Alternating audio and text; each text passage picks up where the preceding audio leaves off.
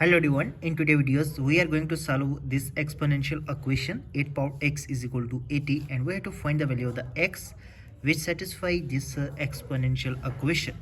Now let us solve this. Before moving to the next step, our left hand side is in terms of 8 and our right hand side is also in terms of 8. We can convert it.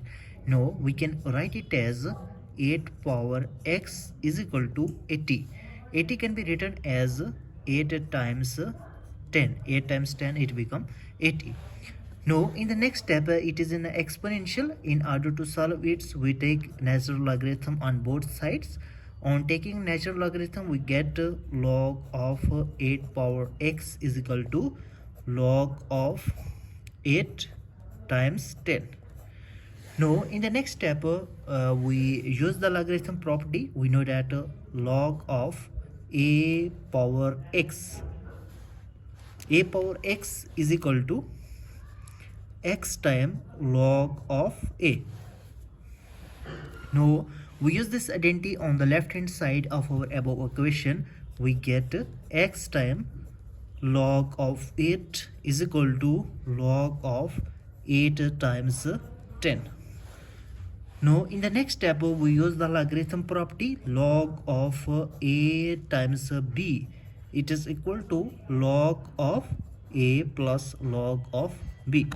We use this identity on the right hand side of this equation. We get x time log of 8 is equal to log of a, means that log of 8 plus log of 10.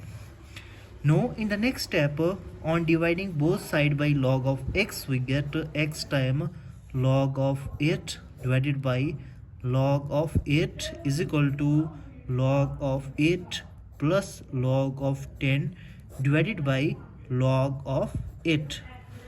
Now we can cancel out this log of 8 by this log of 8, which implies x gives out log of 8 divided by log of 8 plus log of 10 divided by log of 8.